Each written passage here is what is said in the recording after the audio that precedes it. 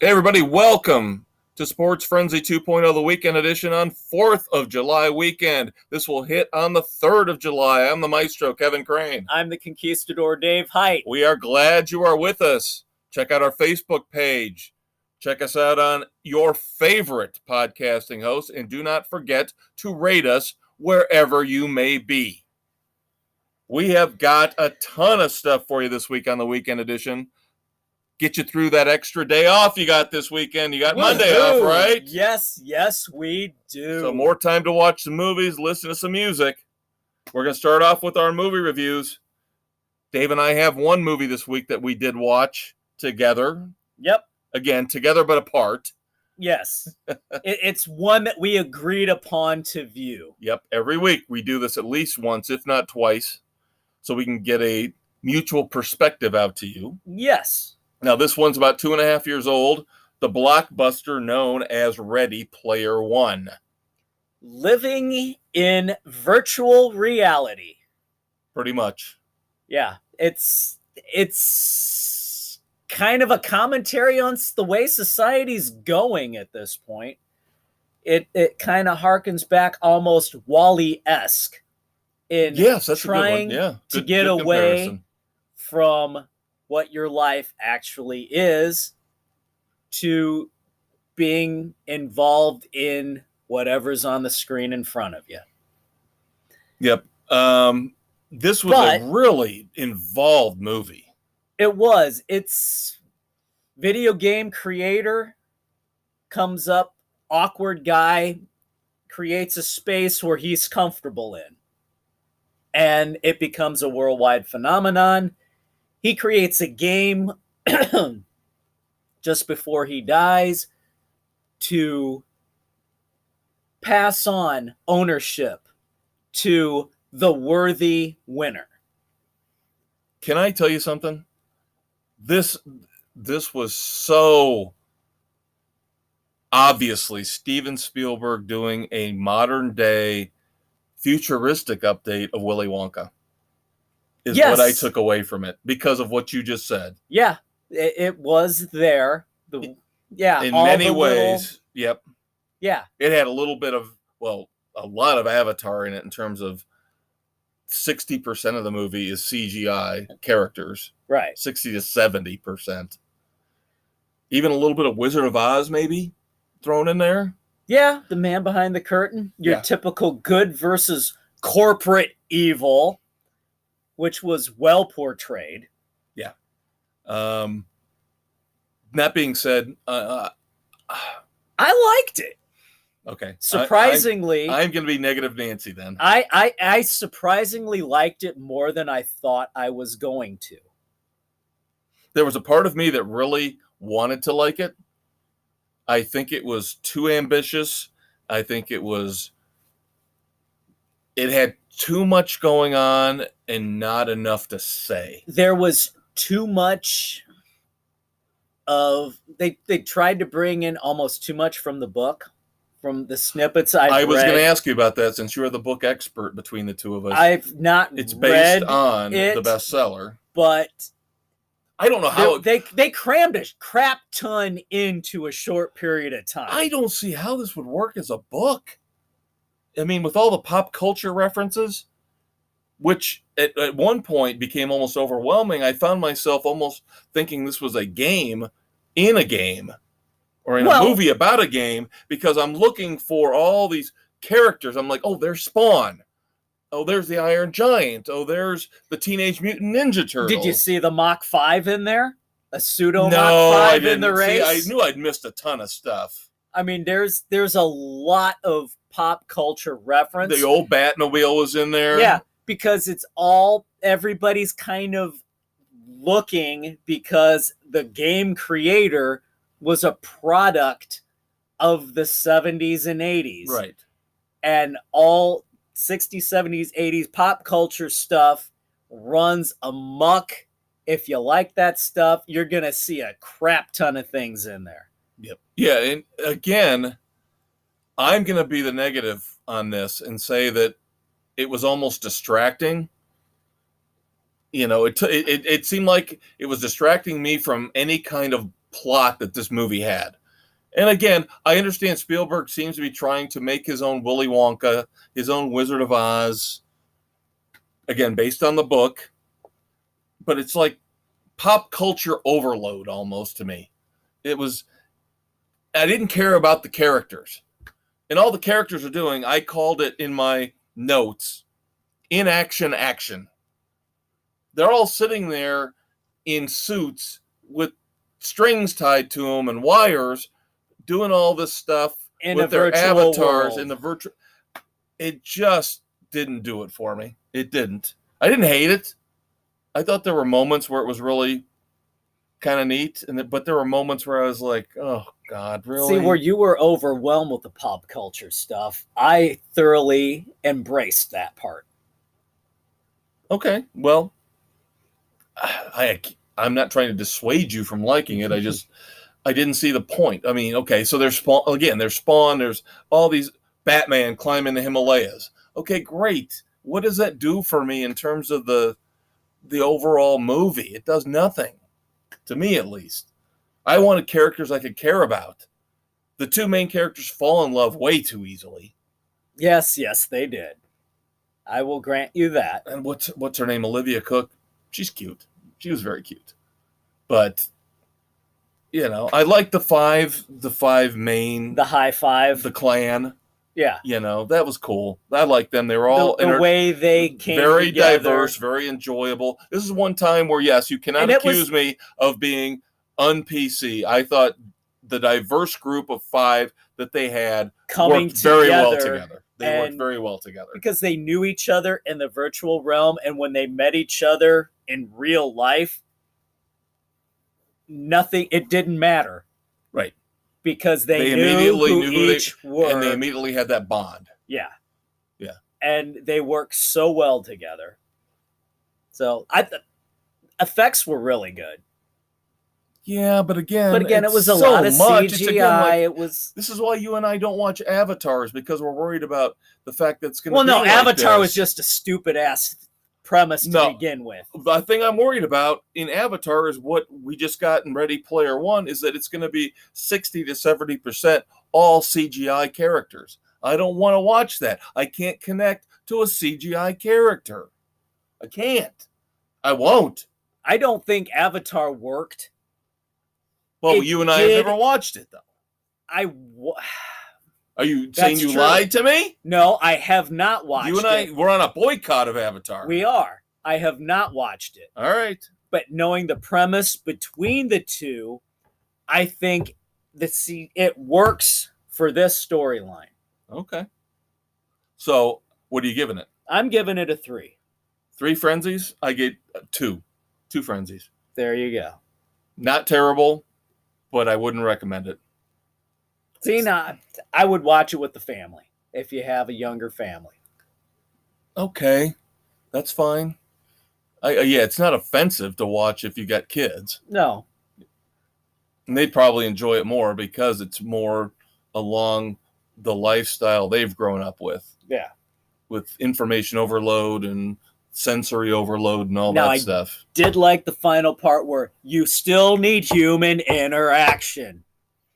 Yeah, I won't spoil it, even though it's not a spoiler, but yeah, I know what you're talking about, where they changed the rules kind of at the end. Yes, you need human interaction. Get off your damn phones and get out and actually speak to people face to face.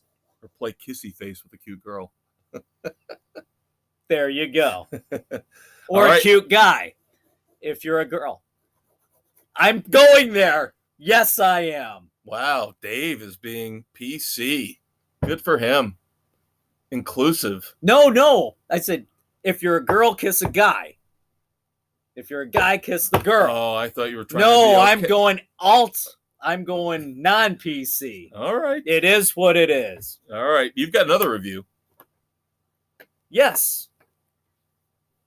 Mrs. C and I decided to watch the disaster movie Greenland with Gerard Butler and Moreno Baccarin. Yeah, from Gotham. Right. So, and Deadpool. Yes. Much better in Deadpool than Gotham. Oh, she was good in both. She was good in both. Yeah. But no,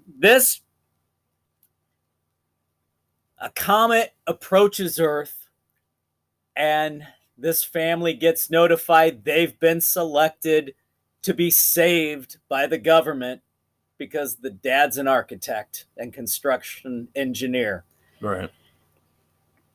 And it's how the government screws you over based on things that happen, and how they get separated and have to try and get back together with their kid and make their way to safety. And they actually kind of nailed the realistic shit when it hits the fan with the de-evolution of society. When things go wrong with the rioting, the looting. Man's in consideration of man. Yep, everybody out for themselves and trying to go through and survive. And yeah, there's a lot that gets a little far-fetched here and there that maybe it wouldn't quite go that way. That being said, overall, I'll give it 2.5. It was decent. It's worth watching. It's a disaster movie. Suspend disbelief on a lot of levels. But the crap that they went through traveling across country trying to get to her dad's place, it was pretty intense. And it was pretty realistic what they would have had to deal with. All right, so 2.5 for Greenland? Yes, I will give Greenland 2.5. All right, couple movie notes here from the maestro before I hand it back to the Conquistador for his book review of the week. Some literary frenzy for you. Yes. News came down today, the Oscars. Why? They are going to stick with 10 Best Picture nominees coming up for the next ceremony. So because of COVID, they extended last year's eligibility window to 14 months. So it went from January of 2020 to the end of February of 2021. Now they've got a shortened window, and they're going to have more nominees for Best Picture. You still don't have any movies released, so what the hell are you doing? March the 1st to December the 31st now of 2021 will be the 10-month window for 10 guaranteed Best Picture nominees. Have we had any? Oh, God. You know what's coming. You know what's coming. More shitting in a bucket. They are so upset about how bad the ratings were that they think this is going to pull in a couple blockbusters. This will give the voters a chance to pull in some more blockbusters, some more feel-good, popular movies so that they'll get higher ratings. Guess what? You won't! You'll shit the bed or shit the bucket! As you always do. And yeah. Because nobody cares about these awards anymore. And you're so pretentious, you won't put a blockbuster movie in there. It's all going to be PC crap. We know it. Stop trying to fool us. Stop trying to fool yourselves. Because let's face it, if you had any balls, you'd put nobody in there. F9 is going to make it. F9 will make it into Best Picture next year. Because it's diverse. Jesus Christ. So stupid. No, I want to see freaking nobody. I don't think that falls into the eligibility category, does it? When was it released? It has to be after March 1st. Hang on, let me see if I've got the date on when I reviewed it for this wonderful segment. Well, while you're looking, I am going to give you some good movie news. They are moving forward. They are casting Confess Fletch. Ha! March 29th. So it's eligible. Yes. So you're going to be campaigning for Bob Odenkirk for Best Actor. Damn straight, baby. Christopher Lloyd for Supporting Actor. Confess Fletch. I'm pulling out this old red Holy book crap. I got from the library with draw bin years ago. I'm showing a book to the Good Lord. Conquistador, Mr. Library. It's got 3 Fletch books in it, including in the middle, Confess Fletch, which will be the next book I read, because they are going to make Confess Fletch with John Hamm.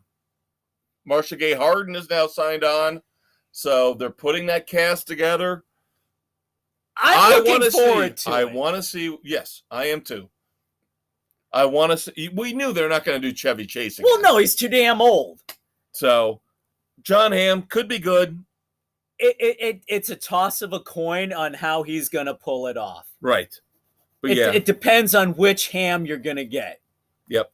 We mentioned a couple weeks ago about Liam Neeson playing Philip Marlowe in The Black-Eyed Blonde. I told the Conquistador that's what I'm reading right now. And like I just said, next up is Confess Fletch. I am going to read these books before the movies come out, so I am ready to rock and roll with reviews when they hit. There you go. Hopefully theaters, maybe Amazon, maybe Netflix, maybe straight to DVD. We'll see. Root for blockbuster success. We know that's not going to happen, but literary frenzy time, book review for The Conquistador. All right. I just finished Matthew Riley's latest Jack West Jr. book. This epic quest to save the world from the Omega event started back in 2005 with the 7 Deadly Wonders and has progressed to the 6 Sacred Stones, the 5 Greatest Warriors, 4 Legendary Kingdoms, 3 Secret Cities, and the latest one, the 2 Lost Mountains. Riley has given us this hero in Jack West Jr. and put him through hell and back as he tries to solve all the mythical legends throughout history.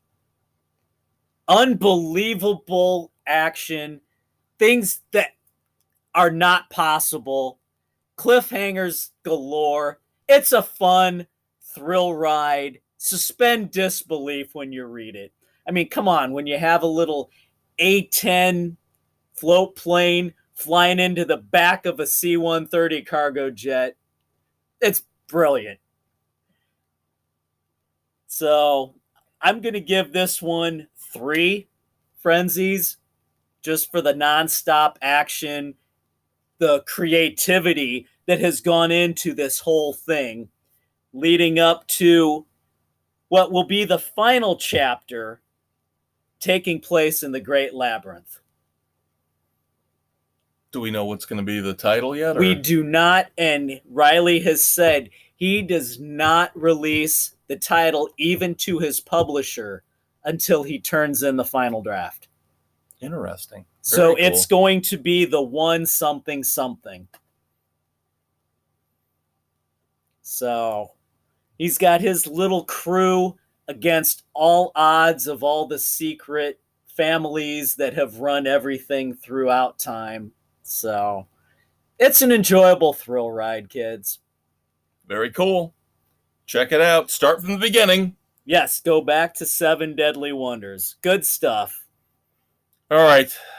We got a little time here, so it's unfortunately time to go into celebrity. Did we ever have a segment when we did this on YouTube or on public access about like the Celebrity Crime Watch? Didn't we? Didn't we have something like 911, or was it was it Frenzy 911? What was Frenzy 911? Wasn't that something we did? Because I feel like we should reinstitute Frenzy 911. I think that's what it was. It might have been. Because back then even we had, the celebrities behaving badly all the time. I think that's what it was. We did, because we played the Bad Boys theme. Yes. We'll get to that later too. Unfortunately, in a sad moment later on, but we will hearken back to Bad Boys. We should reinstitute it for this, because we've got James Franco, Bill Cosby, Allison Mack. Bill Cosby's getting out of jail. Allison Mack's going into jail.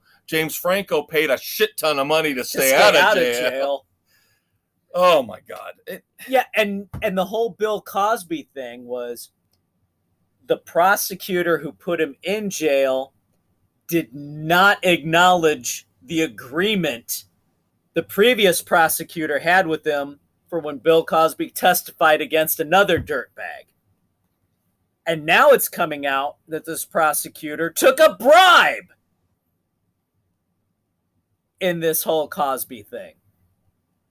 Well, I'm going to harken back. Kids, listen to our regular Sports Frenzy edition this week, because Dave made some really good points when it came to the accusations concerning the Dodgers pitcher Trevor Bauer, and I think they play into this. Yes, they do. Because as much as I want to condemn Bill Cosby, and I think he probably did some of the things that he was accused of, there was no evidence. And here's the thing. And they brought in And people. Here's the thing with Bill Cosby. He could have gotten out early on parole. He was just denied parole before this happened, because he told judges, prison officials, he said, I am not going into the sex offender program in jail. You can keep me in for the full 10-year sentence. Yeah. But I'm not going in because I didn't do this. You can say that was dramatic. You can say maybe he's deluded himself. But if the man is willing to take an extra 7 possible years onto his sentence, because his sentence was 3 to 10. Yeah. That tells me something. If I had been accused of this and I was innocent and I got thrown in jail they gave me an out by saying, well, you have to go in the sex offender program, I probably would have done it to get out of jail early, 7 years early. Especially at his age when he doesn't have that much time left. Yeah, but if you know that in your heart. I know. Ugh, but see, I'm saying that this might actually show me that maybe something was going on, and maybe Bill Cosby didn't do everything he was accused of. Yeah. But now Allison Mack from Smallville, oh my God, branding people, helping to brand people in a sex cult, brainwashed by this gets 3 whopping years in jail. 3 whopping years in jail for all this being crap. A female pimp to this cult leader douchebag who branded and raped how many women? Countless. And she's going to be out when she's in her early 40s, if not 40. 40 or 41. Yeah. Still, because she was half a her victim. Life, yeah, still with half her life left to live, basically.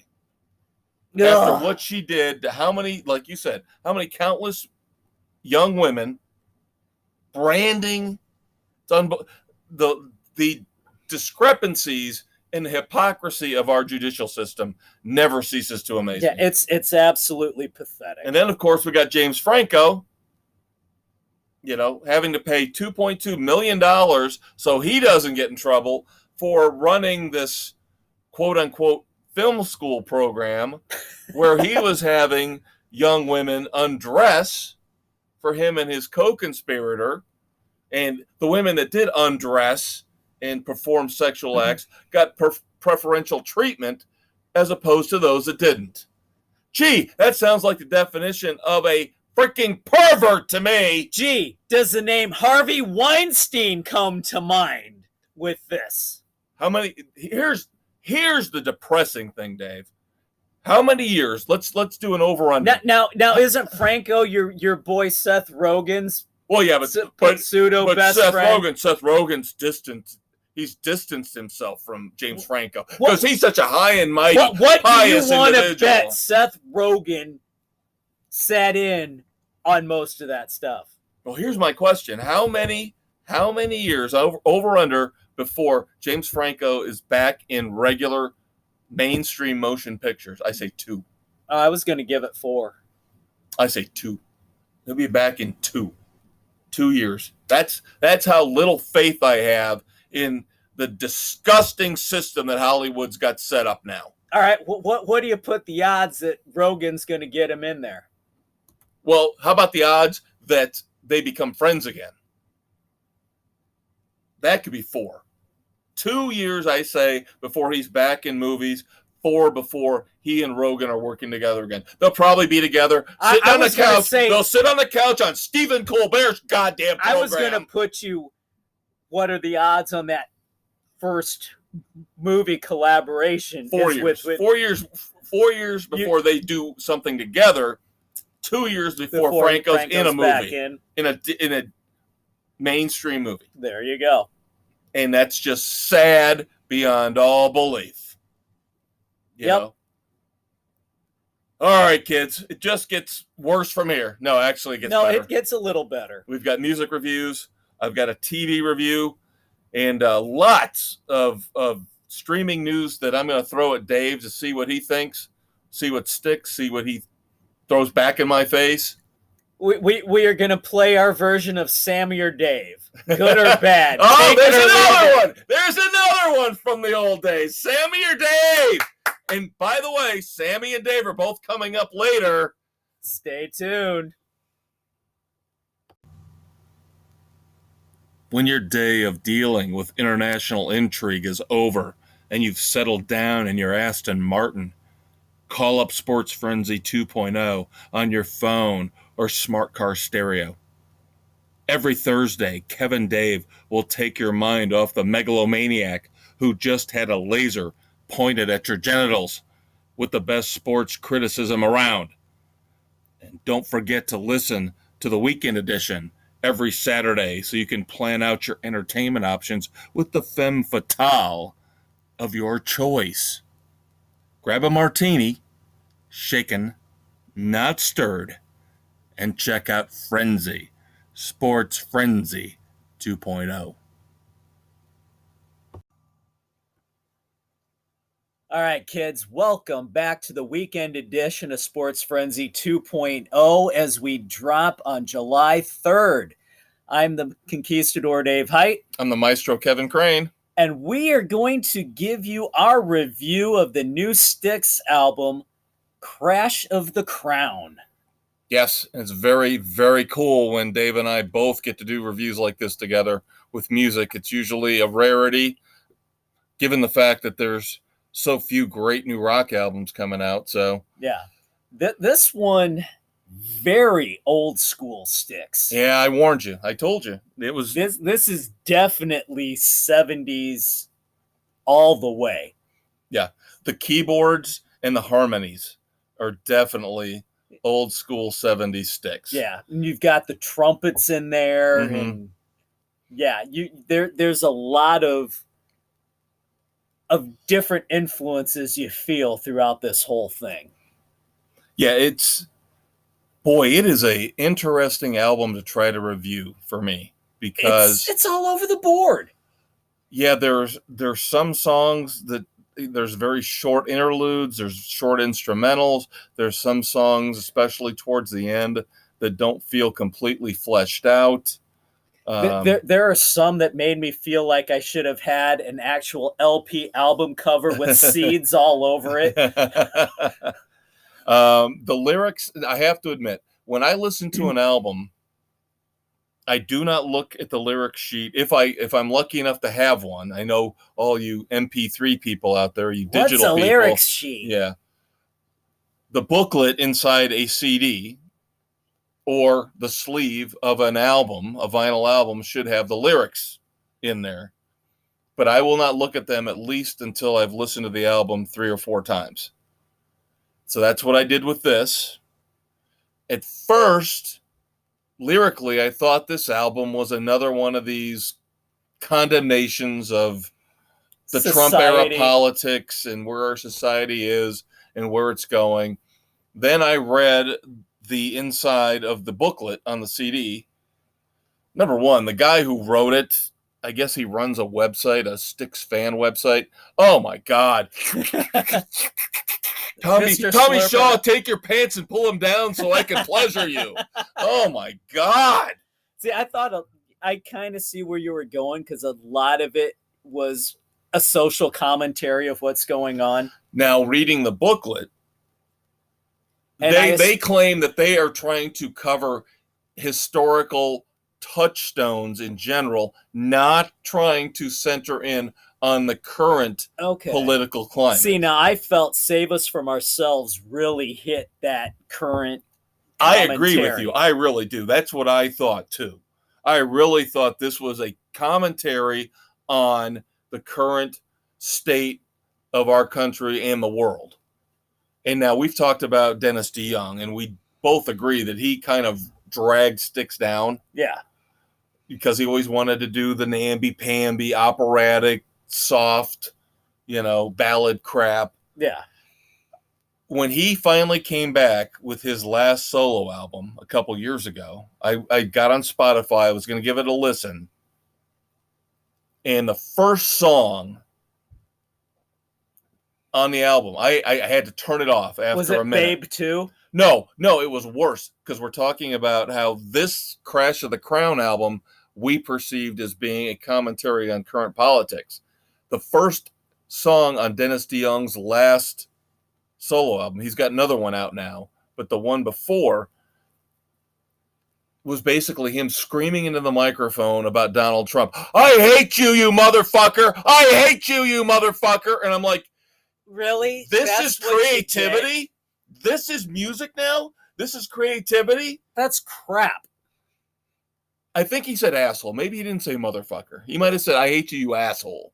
But still, you get the gist. So I was worried that now these guys were around him for so long, or maybe they're all of the same like mind, that this was going to be another diatribe against the Donald Trump era of politics. But again, like I said, I read the liner notes from the sycophant that wrote them, and at least Tommy Shaw comes out and says, we are not looking at a particular era in history. This could be anywhere from 400, 500, 600 years ago. Could be World War II. It's not about necessarily what's going on right now. It's a universal type of theme that we're going for. A universal theme of hope throughout hard times in the ages, throughout strife in history. I can see that. That made me feel a little better about it, but I got the same vibe you did listening to it. Was this is another one of these music acts that's just going to bash Donald Trump and where we're at. Yeah. See, now, starting off with Fight of Our Lives, I liked it, and to me, I thought it belonged in Heavy Metal, the movie from back in the day. Oh, yeah. Yeah. Just the whole one of the greatest movie soundtracks ever. Yeah. And this had that type of feel that it belonged there. That's a good call. That's a good observation. Yeah. So it just had that feel to it. That's probably, I really like that one. And that one sets the tone for the whole album with the harmonies, with the keyboards. Yeah. And Monster was a solid follow-up to it. I will say, I'm not going to analyze every song. No. I will say the first half of the album was better than the second half. I will agree with you completely. I think A Monster and then Reveries is right away the highlights of the album. Yes, those first three. Reveries is the only song on the album I would even consider saying could be a radio-friendly possible single. That's funny you should mention that, because I put that, it's more of the poppy. A little bit poppy, yeah. A little poppy. I could almost see it like having a place on Sgt. Pepper. Okay. Yeah. That kind of feel to it. It's upbeat. It is definitely upbeat. It's definitely so it's good. It's good. It's a good rocking song too, though. It is. Yeah, Monster is a little bit harder, a little bit darker. And I love the whole I liked it. Monster chasing its tail. Yeah. Hook is really cool. But then after that, here's what I'm going to say. I'm not going to rip the album after Reveries.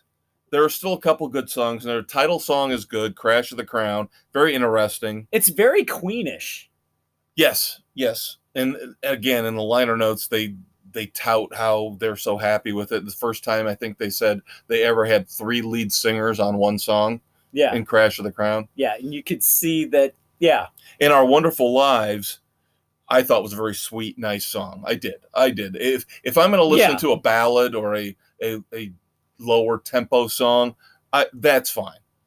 It's not as cheesy and schmaltzy as a Dennis DeYoung song would have been. No, that to me lended itself more for the Grand Illusion album. Mm-hmm. Yep. It had that kind of feel to it and beat. Yeah, so that's where it lost me, though. After the first 7 songs, I was like, this could be really good, even though it kind of lost me between Reveries and Crash of the Crown. Then after Our Wonderful Lives, I really just... Yeah. I bailed. As individual songs, I bailed on the rest of it. I agree with you completely. And that whole 39-second Lost at Sea. Yep. Why? A little interlude, yeah. This is psychedelic crap. Yeah. That and then, was... Yeah, the stream at the end is kind of a short, not fully formed song. Yeah, it was really kind of But I lame. will say this. I will be positive about this album in this respect. Not only because we get the old school Styx sound, which I love. Their keyboards, you can't replicate. No. When you hear those keyboards, you know it Styx. Yeah. This is one of those few albums when you and I grew up in an era where it was more about, where's the single? Give me the single. Give me the second single. Give me the third single. And if the 7th, 8th, 9th, 10th songs suck, I don't care. As long as you got 4 or 5 singles. This album actually might hold up better if you play it all the way through and just take it as a whole than the sum of the parts, the sum of the individual songs. Yeah, you have to go all the way through. But I think definitely the first half is more solid than the second half. Right. So that being said, I will give it a week, 2.5 frenzies. I'm with you right there 100%. Yeah, I just really think if you're going to listen to this album, listen to the whole thing. Don't try to pick and choose. Outside of Reveries, I don't think any of the songs really stand up strong on their own, but as a collective, they work better.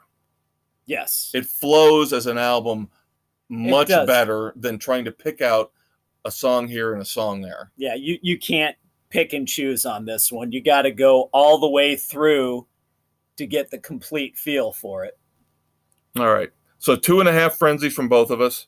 Good, not great. Yeah. But again, we'll take what we can get in this day and age. That's like the 5th time I've said that tonight. This day and age. That'll be the title of my autobiography. God, I'm old in this day and age. All right. You want to get mad at me? I'm gonna get you mad at me. Shut up, Kev. That's a preemptive strike. Yeah.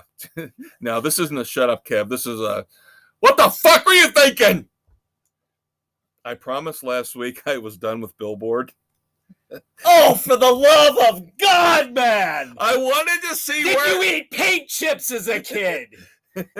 I wanted to see where the album we just reviewed went on the charts. I know I shouldn't have done this. And of course, Billboard didn't disappoint me. Well, they did, but they didn't in terms of my negative view of them. Styx's Crash of the Crown debuted on the top 200 at 114. You want to hear even better news? No. And I swear I'm done after this week. I swear I'm done. Yeah, I've heard that before. I swear I'm done.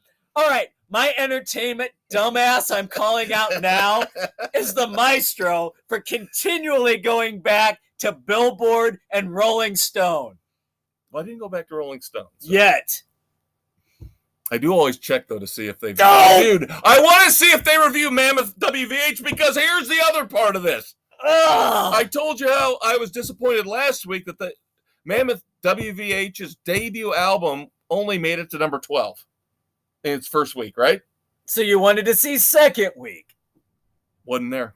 Dropped completely out. Dropped completely There's out. A shock. Here, but I want to tell you a couple other albums that are in the top 30 on the Billboard charts. Guess what? I probably don't care. This is going to tell you how stupid the Billboard charts are. Number 24, Rumors by Fleetwood Mac. Number 29, Chronicle Rush? by CCR. You explain to me how this is happening.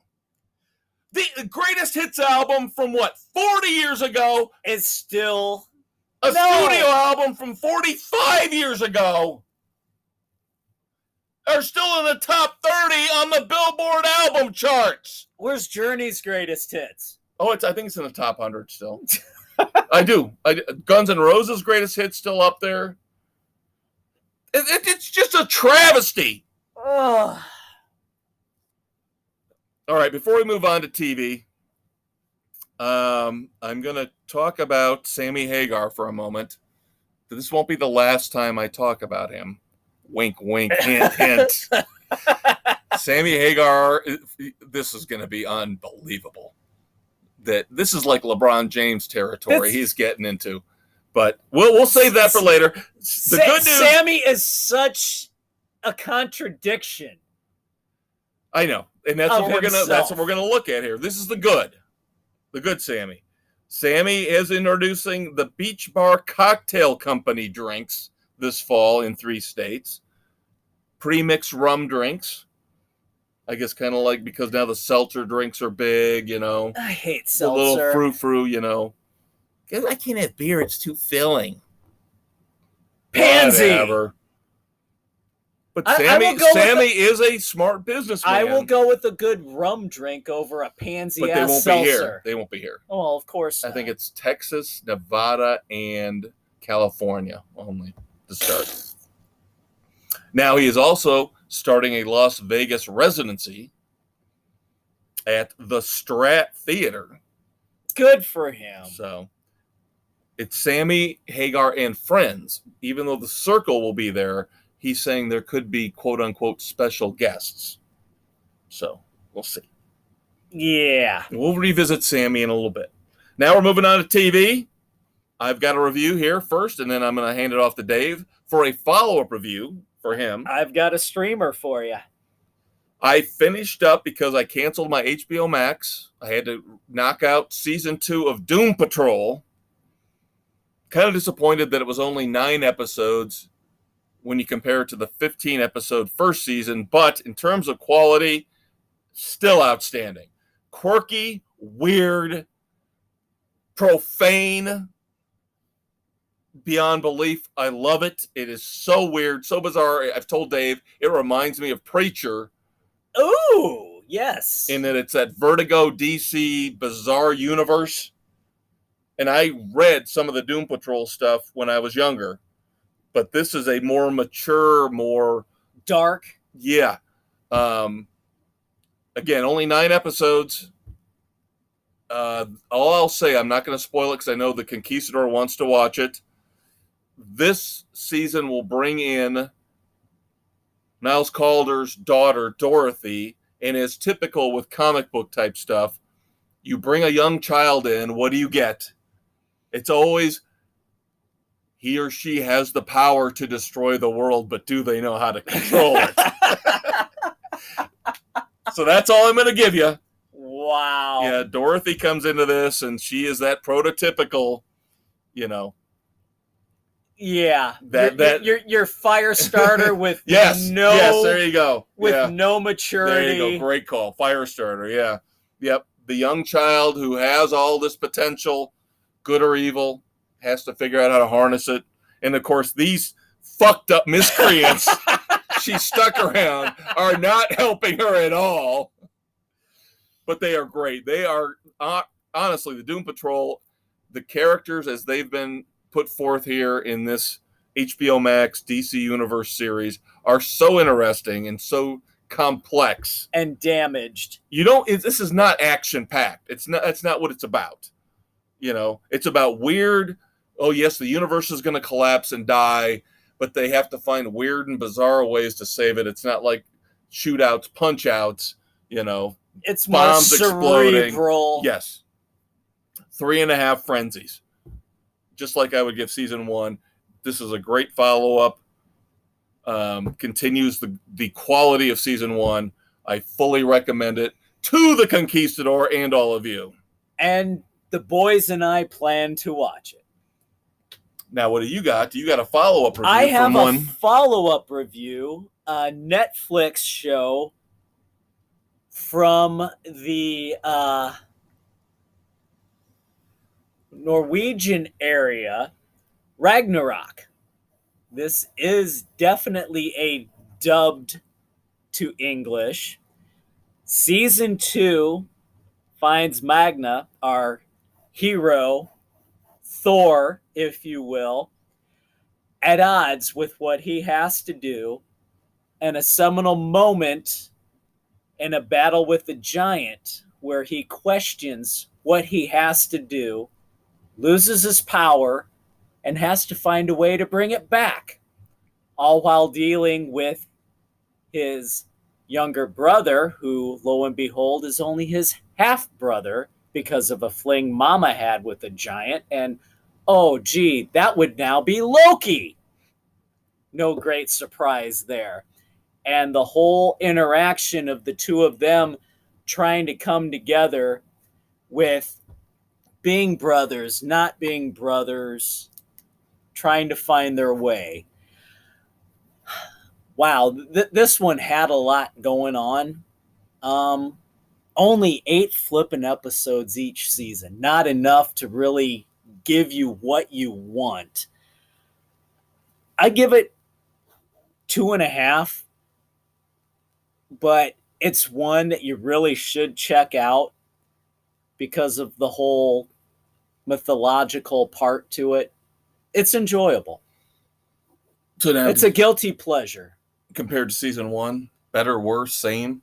It's about the same. Okay. Where it continues on. It's a solid continuation, and season 2 picks up right exactly where season 1 left off. I always like that. And that's the thing. They better, going back to Doom Patrol, they better renew Doom Patrol for season 3 because they left it off with a huge cliffhanger. Yeah. I mean, massive. There is no closure at the end of season 2. Yeah. They've got to do season 3. Now, yeah. So if with Ragnarok, where season 1 ended, season 2 started just with the last couple minutes of season 1 and then picked up right in. And it was beautiful because you didn't have that time gap where, what the fuck happened? Yeah. Yeah, I never liked that. That whole time gap thing. Yeah. No, this was beautifully done, run together. All right, some TV and streaming news before we move on to our moments of silence of the Red Foreman dumbasses in segment 3. Showtime looks like they are going back to the future. Back. I guess Showtime's current shows are not doing all that well because how else do you explain the fact that they're rebooting Dexter? Well, not rebooting. They're actually continuing it. They're bringing back Dexter, the original Dexter, for a 10-episode limited series. Trying to tie it all together. And they're doing the same thing with a movie with Ray Donovan. Now, Ray Donovan, I got to tell you, and Dave is going to say I'm ADD, like he always likes to do. No. I watched the first season of Ray Donovan. I have all of them on disc. And have not. But I've never gotten back into it. But the first season was outstanding. So I'm assuming that this movie is going to wrap up all the loose ends from season 7. I want to say is the last one before they canceled it. But I find it funny that Showtime is now bringing back all their old guns to rescue them because obviously their new stuff isn't sucks working. Ass. Yeah, so Dexter's coming back. Ray Donovan's coming back. Oh, Fox is bringing back Fantasy Island. Did you hear? Oh, God help us. We're only a couple months away from Fantasy Island on Fox, and here we go again. I know Ricardo Montalban can't do it. He's dead, isn't he? I think so. But now we have to have his daughter Elaine O'Rourke is now running Fantasy Island. And we don't have... I don't know what they're going to do with Tattoo. I don't know how that's going to play out. I did not see. It's probably going to be a 8-foot tall...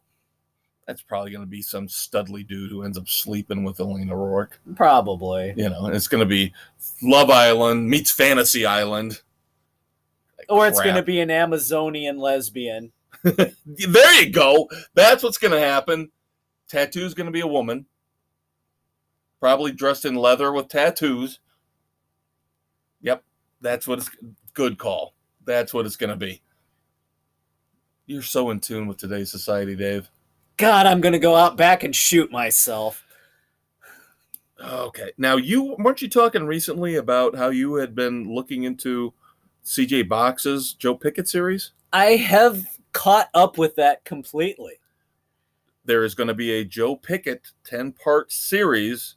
Unfortunately, it's only on fucking Spectrum. Hulu. It's on Spectrum. The most remote, hard to find cable access type.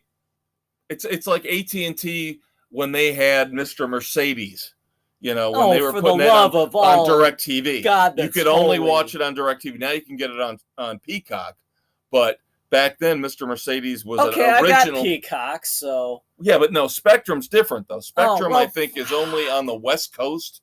Well, F the West Coast. May they fall into the ocean. Joe Pickett, the 10-part CJ Box series, will be on Spectrum coming soon. Gah! You want to get even more mad? Well, I don't know if this will make you mad. The Winchesters is coming. I heard about this. The whole big riff between Jensen Ackles and Padalecki. Jensen Ackles and Jared Padalecki, yes. Ackles is resurrecting the Winchesters. The parents. He will narrate, though. He narrates it as Dean. He never let Padalecki know what he was planning. Padalecki found out via social media. Yep. Wow. Ackles and his wife are executive producing this. You're right. And Padalecki was shut out. Now, the only thing, if I'm going to try to defend Ackles, and there's really no defense, he should have let him know. They're supposedly best friends. Right. Off camera. They are close. You would think as long as that show has run what they've been through together. The only thing I can think is that maybe Ackles made a bad assumption thinking because Walker is doing well for the CW and it's been renewed and he's going to be doing it for at least the next year or two. That he wouldn't have time or want to do it. Padalecki would have time to do it. But still, you talk to him and let him know. Ackles is in season 3 of The Boys on Amazon, so he's got other projects going on too. He's also voicing how many different animated movies and series? Yeah, so I was trying. I'm trying to help out my boy because I love Jensen Ackles. He's awesome. Or is this a pseudo fight to try and bolster ratings for it? No, I think this is genuine. I think Ackles genuinely fucked up and did not tell Padalecki what was going on. And like I said, I'm trying to make the one excuse I can find for him, but it's not. It's very weak. It's very weak. Yeah, it's bad. And of course, you also have to remember that they have tried 2 other times to bring a spinoff of Supernatural. Right. They tried Wayward Sisters. Right. Which didn't get off the ground. You and I heard about that, and we were on board. Yes. 100% behind that. Did not make it. Fuck you, CW. That would have tied in brilliantly with your agenda. Yep. So we'll see how that goes. We're going to wrap up segment 2 here, and then we're going to come back. We got a couple more little tidbits, various radio, music, TV stuff, and then we're going to get to the moments of silence and the dumbasses of the week. And yes, as I mentioned, for the second week in a row, oh my God, Maestro, what are you doing? One of your favorite musicians of all time is a dumbass again. If you can't figure this one out, kids, you're a moron. Shame on you. All right, we'll be right back.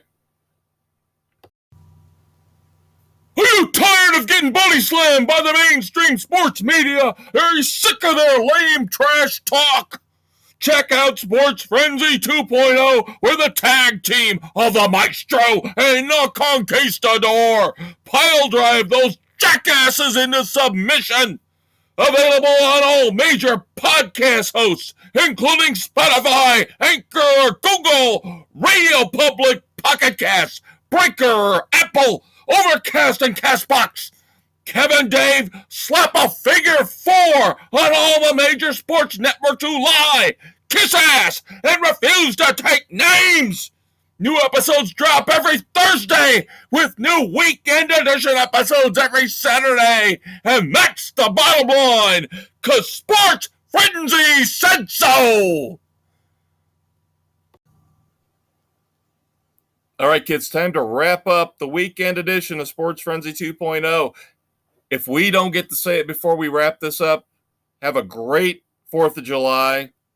Celebrate, enjoy. Don't start any fires. Don't blow off your damn fingers with an M80.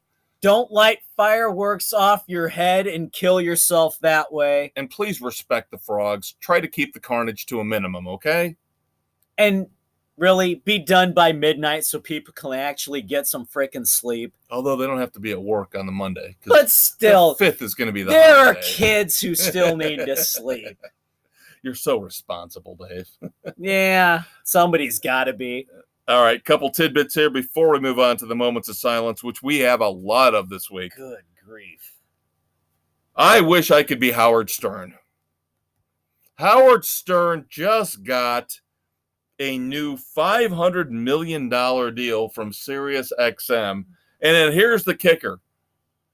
He's taking July and August off. It must be freaking nice. I'm sorry. A lot of subscribers, Sirius XM, are saying they're going to cancel because it's bullshit that they have to pay 2 months for the premium package to get him, and all they're going to get all the rest of the summer is reruns. Yeah, I'm sorry. No, he is not the king of all media. He's not that good. He's over freaking rated. When he was on terrestrial radio, when I lived in Florida, we're going back about 15, 20 years, I did listen to him, but yeah, I never thought he was anything other than mildly entertaining. I don't get the whole character thing. You know, Baba Booey. People yell that crap all the time on the golf course. Baba Booey! Baba Booey's about the most idiotic, unfunny person. You know, Gary Delabane is not charismatic or funny in any way, shape, or form. Stern gets high-profile guests because of his name. Yeah, because he's in New York. Right. You know, and there always used to be at least a promise of debauchery, and now, you would think even more so now that he's on Sirius XM, it'd be worse. But he's mellowed out, by all accounts. So he overrated crap. Yeah, I wouldn't pay for it. I wouldn't pay for it. No, and but when I had it before he became the premium, I never listened to him. But I understand the outrage, because it'd be like if you bought the NFL Sunday ticket and then they told you, well, you don't get weeks 4 through 7. Yeah.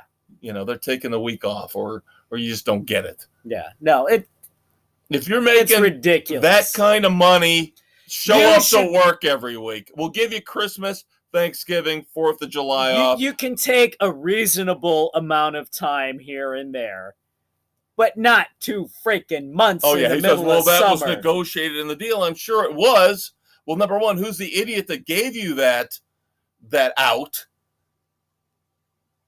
Because I got to believe there's going to be a lot of people. Who's giving you that much damn money to begin with?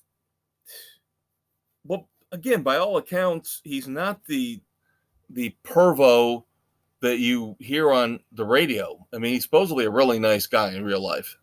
Yeah. He has a lot of rescue animals, very good neighbor from what I've heard. But again, this just seems wrong. Then retire if you want to. Just be done if you need that much time off. in your little corner of the world with your model wife and your rescue animals. Just quit. No, I'm going to negotiate a $500 million deal and then take 2 months off. Screw the listeners. Jerry Seinfeld, speaking of somebody who's filthy rich. Yeah, no kidding. You know what his next project is going to be? I did hear about this. Please enlighten the rest of the audience. Netflix has got Jerry Seinfeld starring in, producing, and I believe directing. Yes. Unfrosted. The story of the invention of the Pop-Tart. Boy, you want to talk about something that sounds like it could really be good or really be an abject disaster? Why do I think this could lean towards disaster? Yeah, I don't know what would be appealing about this, especially with him starring in it. I don't. I can't see this. Number one, he's not a great actor. No. Honestly, outside of the greatest sitcom of all time, which was perfectly fit for him. It was the cast of characters around him. It was all of it. It was all of it. Brought it together, because he's deadpan and he needed the liveliness. He was the straight guy for most of it. Yeah. He needed those characters around him to bring it all together. Yeah, I again don't see how the invention of the Pop-Tart is going to lend itself to a. It's not going to give you this, that, and the other. Why didn't you do Kenny Rogers Roasters instead? You know what? We're all going to wind up saying, "We're out, Jerry." Yeah, I think we are. Shark Week is coming up. Yes, love Shark Week. And here's the one thing. I don't usually watch Shark Week, so I might normally bow out, except I heard today they were talking about some of the celebrities that were going to be involved. I said William Shatner. I'm like, Jesus Christ, he does everything. Here's the fun part. The Jackass guys are going to be doing a Shark Week. I don't know if they're doing a special. I don't know if they're showing up on one of the shows. But Johnny Knoxville, Steve-O. The cast from Jackass is going to be involved somehow, some way in Shark Week, which means a fin is going to find its way up somebody's ass. Or somebody's getting their balls bitten off. Oh, my Lord. Yeah, Steve-O, can you take that shark tooth out of your foreskin there? Oh, all right. Time to turn to somber notes. Before we get to moments of silence, I do want to say that I've never been a big fan of Blink-182, but their leader Mark Hoppus has cancer. He's been undergoing treatment, so we wish him the best. Yes, very much so. We want to keep him away from the moments of silence. But as we go into them, I think Dave and I agree that even though it's kind of odd, the big moment of silence for us isn't somebody we really know that much about. No, but it's a band that we love. Johnny Solinger, at 55 years old, the guy who took the place of Sebastian Bach in Skid Row, passed away. And it's odd that I feel bad because I never gave them a chance after the split. Yeah, we talked about this. Is it a split? Was it he got fired? Did he walk away? It was not an amicable departure. No. But we also talked about the fact that the 3 albums they did, the 3 studio albums they did, were phenomenal. And it was just, how are you going to replace that voice? Sebastian Bach, the voice of hard rock. One of the 5 greatest voices of the 80s and early 90s in terms of hard rock. Easily. Yes. Easily. Every vocal range you could possibly want. And the thing is, again, something we discussed, it seemed like the split hurt both entities. Yes. Sebastian Bach did not have the greatest solo career after good albums, but not great. Nothing that anybody really paid much attention to outside of the hardcore fans. Same thing with Skid Row. nothing they put out outside of the hardcore fans really got a lot of attention. Yeah. It was a bad decision to have parted ways. But I am going to go back. I said this to you guys, you and Mrs. C. I'm going to go back and start listening to some of this Skid Row stuff with Solinger on vocals just to see. You know, we don't get that much great new music now. So maybe it's time to dig into the past and... Yeah, that's where I was going to go. Yeah, so we'll see. Maybe we'll have some Skid Row reviews here. Old stuff. Although we don't normally do that. We don't, but it's stuff that we haven't listened to. Yes. Ergo, that qualifies. Yes, it does. Under Sports Frenzy rules, you're absolutely correct. I got one more here, and then I'll pass it on to you. I don't know who she is, but Melissa Coates was a WWE wrestler. She just passed away at 50 years old. She was known as Super Genie. I do not know her. I have never heard of her, watched her, seen her. But somehow... That was during the years where we did not watch? Maybe the Attitude Era? Could be. Because that was the stuff that I did not like. That was when they got into the whole sexual, weird, very bizarre land stuff. But yeah, we're starting to lose a lot of wrestlers, just like we are a lot of rock stars. So I always want to pass along my condolences. So, but we've got there's so many. I'm going back, and I'm going across the pond, being the Doctor Who fan that I am. Jackie Lane, who played Dodo Chaplet, the very first Doctor's companion, passed away. See, I never got into Doctor Who, so I don't know any of those people. Yeah, see that? Loved it growing up. That was one of the things where it was on PBS. It wouldn't start until midnight. And in grade school, it was one of those, all right, it's Sunday, Monday, got to go to school. So my brother and I would go to bed early-ish.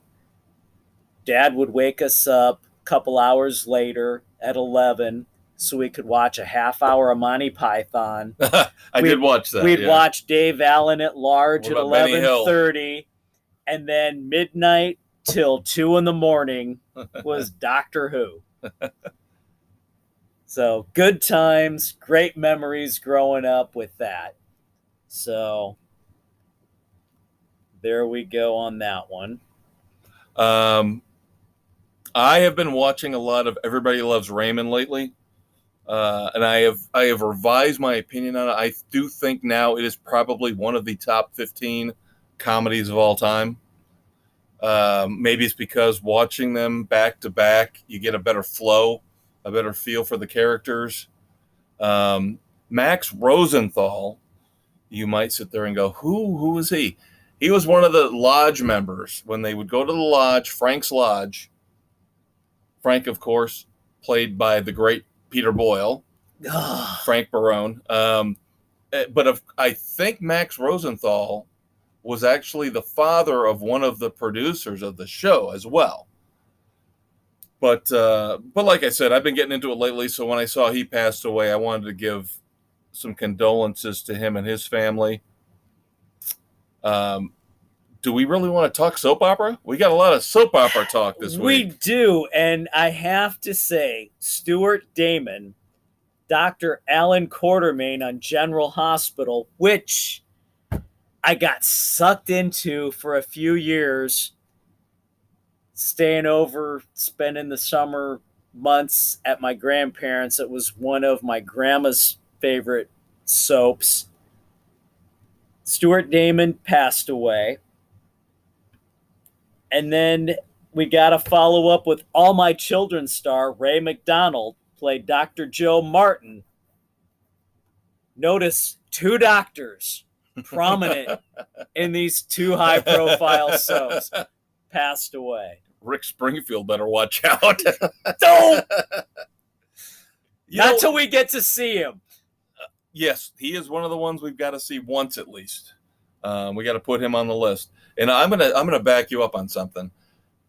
And there are so many things, especially in the eras that we grew up in, where you guys would get ridiculed for this, ridiculed for that. You sissy, you pussy, you pansy. Hey, Jack. I don't remember any. Jack Wagner. I don't remember any guy ever. General Hospital. I don't remember any guy ever giving me shit or any other guy I knew shit when we said, yeah, I was home from school for a couple days. I watched soap operas. It was like, all right, that's cool.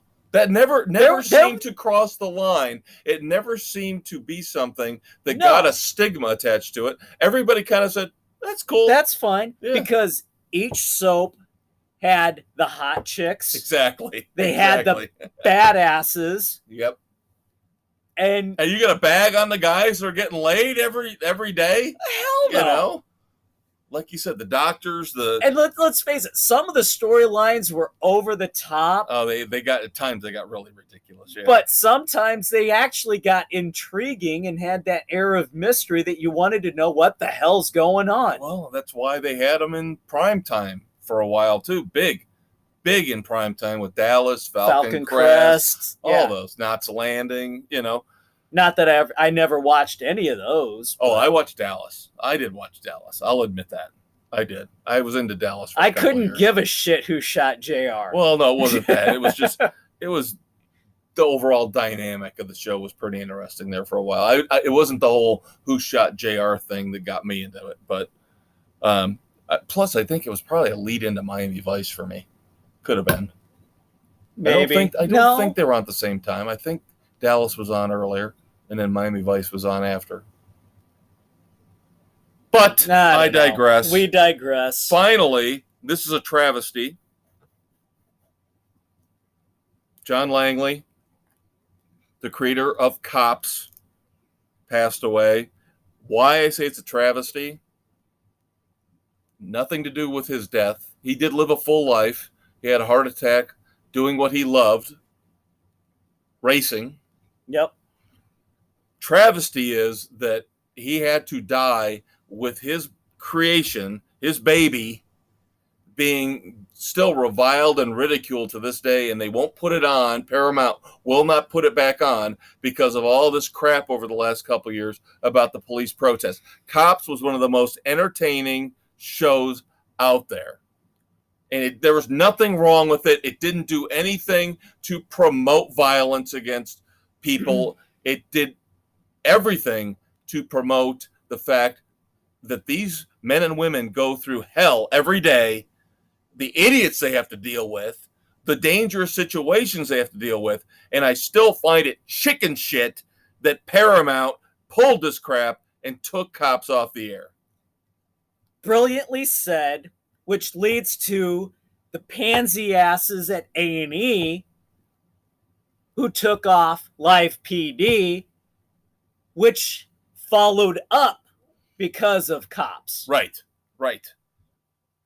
You're gonna reap what you sow, you assholes. You are gonna reap what you sow. When you need these people to be there for you, well, they probably will be because that's the kind of people they are. Not so many anymore. Yeah, screw your defund the police crap. All right, screw it. And I get tired of the hypocrisy of, well, we have to support our first responders. They won't say police anymore. Now it has to be first responders. No, they're freaking police officers. You say we support the police, we support the firemen, we support the paramedics, we support the hospital personnel. Single them all out, give them acknowledgement for who they are, which is heroes. They are heroes. You are not, you chicken shit Hollywood executives. You're not heroes. You're scum of the earth. And why do you think Portland's burning? Oh, now we're ready for the dumbasses. I'm fired up, man. I'm fired up. Fired up. Bruce Springsteen. Bruce fucking Springsteen can kiss my ass 6 ways to Sunday, twice on Tuesdays, down glory fucking road, down the glory hole, wherever we want to go. Glory days.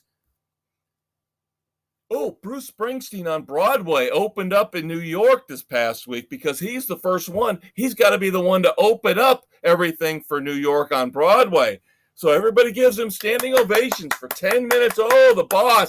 Oh, he's so great. And I love his music. Don't get me wrong. He's an asshole. I can separate the two, as we'll find out later. You can separate the musician from the asshole person. Don't make jokes about your DWI arrest. That's why you're a dumbass this week. You're making jokes after the opening of your Springsteen on Broadway one-man show. Oh, New Jersey doesn't like me because I got arrested for DWI. You're an idiot. You're drinking shots of tequila in a park where alcohol was prohibited on a motorcycle, drinking alcohol. Again, do I have to say it a third time? Drinking alcohol on a motorcycle, and you were planning to go home on said motorcycle. Dumbass, that got you kicked off your Jeep gig. You're lucky they dismissed the charges because your alcohol limit wasn't DWI worthy. No, you're lucky you got dismissed because you're Bruce fucking Springsteen. That's exactly why. You're a dumbass, Bruce. All right. We're delving into the dark side again.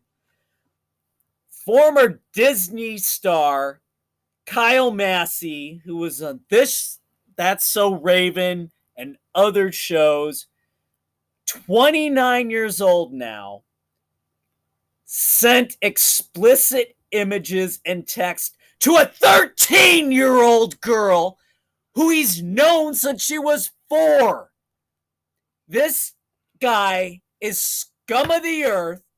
It harkens back to fucking what's-his-nuts Josh whoever, who last week just got arrested and pled guilty to similar stuff. What is it with these fucking Disney stars? I know. Disney the rat just promotes insanity, promiscuity, and idiocy, and perverse behavior. I mean, this is ridiculous. Unfreaking believable. All right, I'm going back to our regular Sports Frenzy episode. This is my tie-in where I was talking about Gwen Berry, the Olympic hammer thrower who turned her back on the American flag during the national anthem. Botox queen Rosanna Arquette came out today and said she will never stand for the flag or the national anthem ever again in her life. And she actually posted a picture of herself kneeling, not in a positive way, in a negative way, in front of a bunch of American flags. One, do we really give a shit? Yeah, when was the last time she did anything of significance? But again, she's Hollywood royalty, Dave. No, she gets to do what she wants. She's not. She hasn't done shit in forever, and what she's done wasn't that great to begin with. She's a B-movie queen, and not even a queen. Yep, so go to hell, Rosanna. Rosanna, Dana. All right, I'm going to pull out an old dumbass before I go into my big one. I watch my morning sports show. I've been watching it for years on CBS Sports Network. They air the worst freaking commercials ever during the breaks. It's all propaganda, public service announcements that just want to, piss you off beyond all belief, make you feel horrible about life because all it says is, we're awesome, you suck. Women are awesome, you suck. Gay people are awesome, you suck. Well, they've had these commercials running for the last year or two about smoking pot but not driving after you smoke pot. There's about 2 or 3 of them. But here's what finally stuck with me. I was letting them slide until it finally hit me. There's a line in there. There's something in there that doesn't sound right. Because they got the potheads talking about, let's get some food, and they're beating up their apartment because they can't slice a pineapple. The voiceover guy says, You're already making good decisions when you're high. What? How has this slid through for years? What? The guy says, I will say it again, you're already making good decisions when you're high.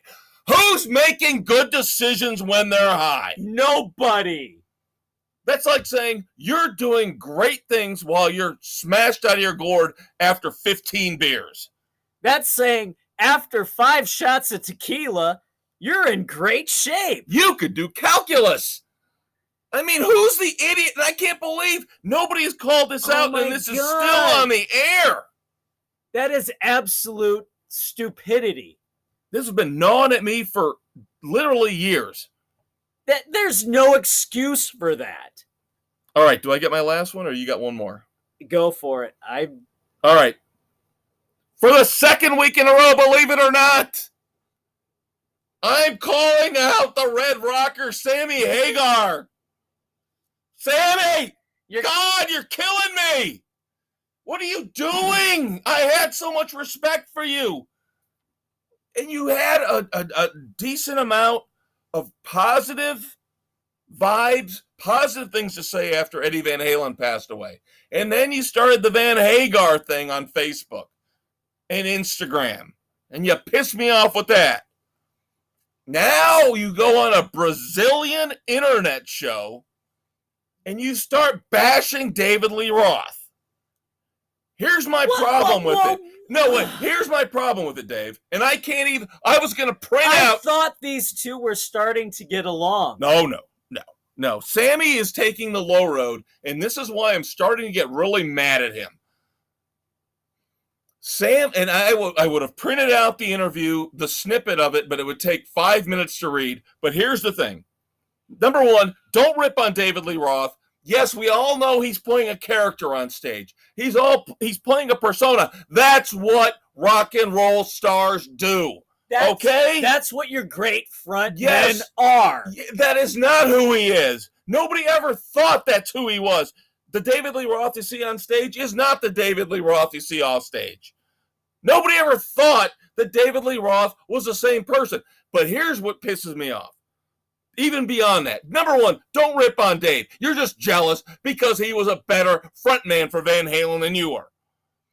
But like I said, he has this quote that goes on and on. It's appropriate that he and the Circle put out this Lockdown album where they did a bunch of covers. And one of the songs on there is Personal Jesus. Because Sammy Hagar now thinks he's like Jesus. His quote was, Dave, I'm paraphrasing, Dave can do what he wants, but I'm all about saving people, helping people, making people better. No, you're not. He acts like he's the Lord God Savior of the free world in this interview. Sammy, like all musicians and all celebrities, you're only about making yourself better. Putting yourself out there as I am everything. It's all self-promotion for you. That's all you have ever been. That's why, like I said last week, I still think now, after what we've seen the last couple of weeks, the behavior from Sammy, there might have been something to what Eddie said when he said Sammy only wants to be a solo artist. Sammy has only cared about being a solo artist because we're seeing more and more Sammy cares about Sammy. Sammy doesn't care about anybody else but Sammy. And God help you, Mikey. I hope he doesn't destroy your life. I hope he somehow figures out a way to keep treating you well. I'm worried now he's going to stab you in the back. God, I hope Sammy's not my dumbass 3 weeks in a row next week, Dave. I wouldn't bet against it. He's on a roll, though. All right. That's it for the weekend edition, kids. Happy 4th of July weekend. Shake the hand of a police officer. Thank them for what they do. Pat a fireman on the back. Pat a hot-looking nurse on the ass. Oh, no! I didn't mean to say that. Yes, you did. He's a conquistador, Dave Height. He's the maestro, Kevin Crane. Check us out next week, kids. Regular Sports Frenzy hits every Thursday morning, and this weekend edition hits every Saturday morning. We look forward to having you with us both times every week. Take care.